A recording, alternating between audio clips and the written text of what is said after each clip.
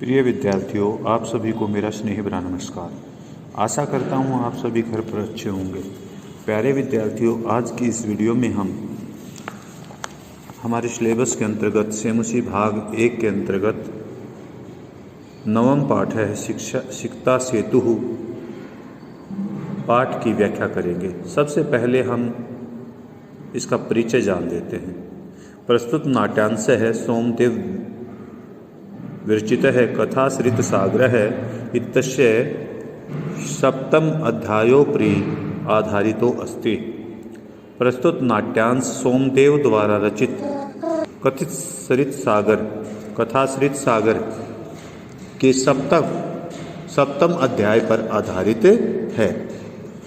अस्मिन् नाट्यांशे इस नाट्यांश में तपस्या विद्यां प्राप्तुं यतनशीलः कश्चित् तपोदत्त नामकः कुमारः चित्रितः अस्ति।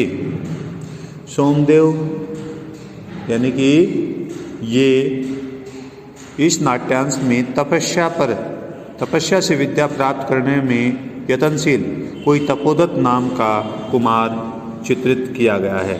यानी कि तपोदत्त नाम का कोई कुमार होता है और वह तपस्या द्वारा विद्या को प्राप्त करना चाहता है। तस्य मार्गदर्शनाय उसका मार्गदर्शन करने के लिए पुरुष वेशधारी देवराज इंद्र तत्र आगतवान। वहाँ पुरुष का वेश धारण करके देवराज इंद्र आ गए।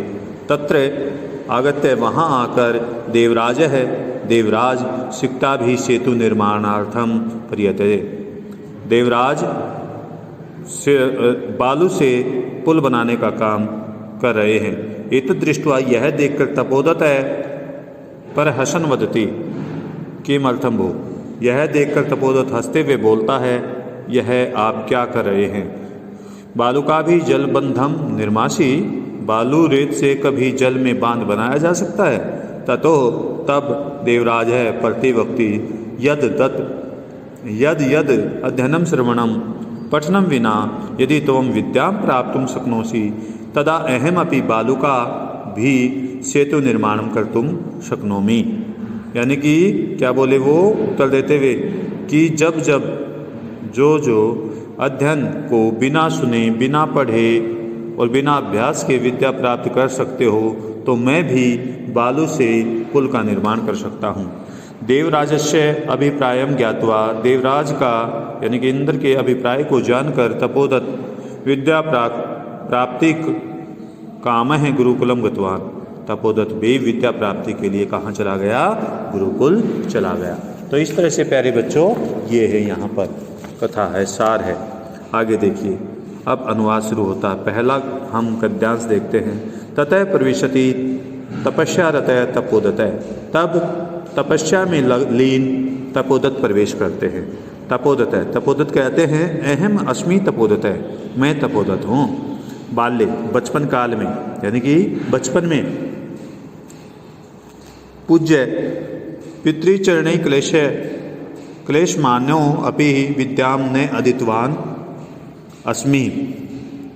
बचपन में पूज्य पिताजी के द्वारा पढ़ाई के लिए व्याकुल किए जाने पर भी मैंने विद्या नहीं पढ़ी। यानी कि बचपन में मैं पिता के द्वारा बहुत परेशान किया गया, उसके बाद भी मैंने विद्या नहीं पढ़ी।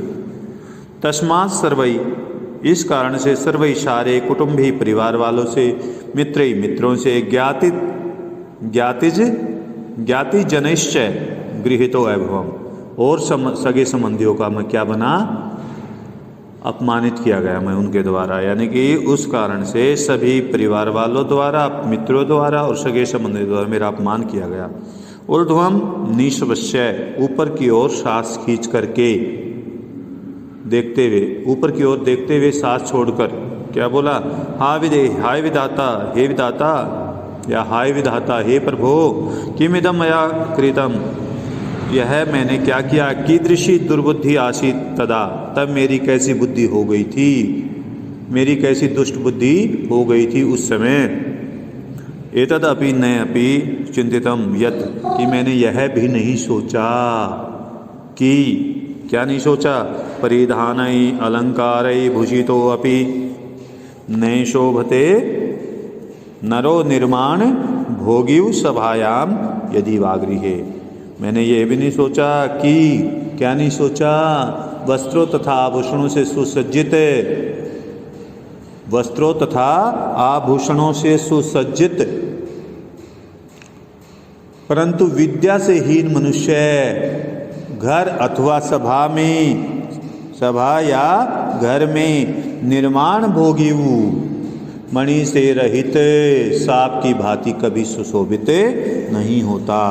यानी कि जिस प्रकार से मणि से रहित सांप होता है ना, वो कहीं भी शोभा नहीं पाता। इसी प्रकार से चाहे कितने भी सुंदर वस्त्र हों, कितने भी आभूषणों से सुसज्जित हो, लेकिन विद्या से हीन व्यक्ति वो शोभा नहीं पा सकता।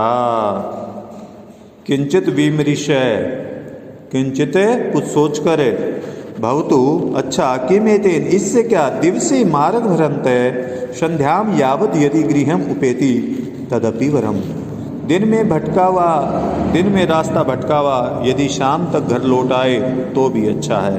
न असौ भ्रांतो मन्यते, उसे भ्रांत यानी कि उसे भ्रांत नहीं माना जाता, भ्रमित नहीं माना जाता।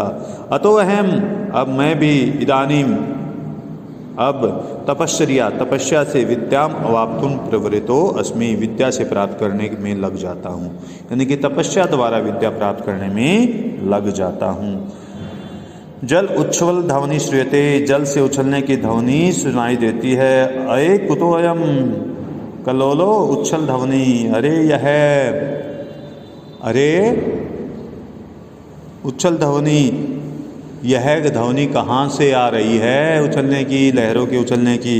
महामत्स्यो मकरो वा भवेत, या तो कोई बड़ी मछली है या मगरमच्छ है। पश्यामी तावत, देख तो देखता हूँ, क्या करता हूँ, देखता हूँ। आगे देखिए प्यारे बच्चों, पुरुषम एकम शिक्ताभि सेतु निर्माणम प्रयासम कुर्वाण दृष्ट्वा साहसम, एक पुरुष से रेत के द्वारा, बालू रेत से पुल का प्रयास करते हुए देखकर हंसते हुए कहा। किसने, एक पुरुष को रेत, बालू रेत से पुल का निर्माण करते हुए देखकर हंसते हुए कहा।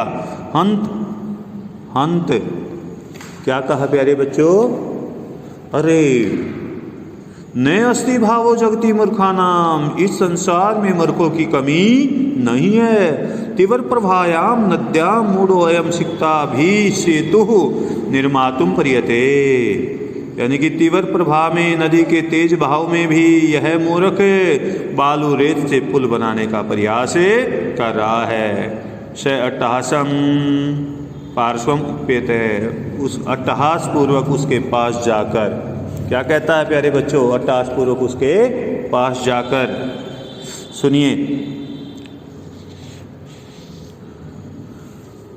बहु महाशय, अरे महाशय, किम इदम विधीयते, किम इदम विधीयते,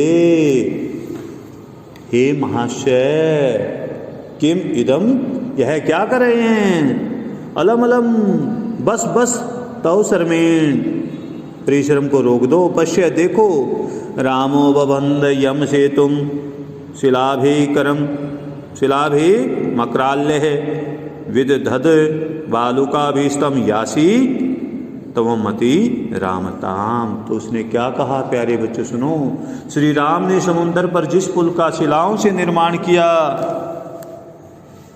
शिलाओं से निर्माण किया, विविध बालुका भी यासी तवृत नाम, यानी कि श्री राम ने समुद्र पर जिस पुल का शिलाओं से निर्माण किया था, उस पुल को बालू से बनाते हुए तुम तो उनके पुरुषार्थ का अतिक्रमण कर रहे हो, यानी कि तुम तो उनसे भी बढ़कर हो गए हो। क्या हो गए हो, तुम तो उनसे भी बढ़कर हो गए हो। ठीक है प्यारे बच्चों, समझ में आ रहा ना आपको। चिंते तावत सिक्ता भी कवचित कर तुम युज्यते, तुम तो उनसे भी बढ़कर हो गए हो। हे तपस्विनी, सिक्ता भी कवच से कर तुम युज्यते, तुम तो उनसे भी बढ़कर हो गए हो।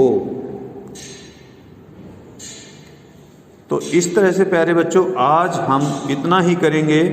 बाकी जो व्याख्या है हम कल करेंगे। इस श्लोक तक आप इस वीडियो को ध्यान से देखेंगे, समझेंगे और व्याख्या को कॉपी में लिखेंगे और याद करेंगे। धन्यवाद। आप सभी का दिन मंगलमय हो।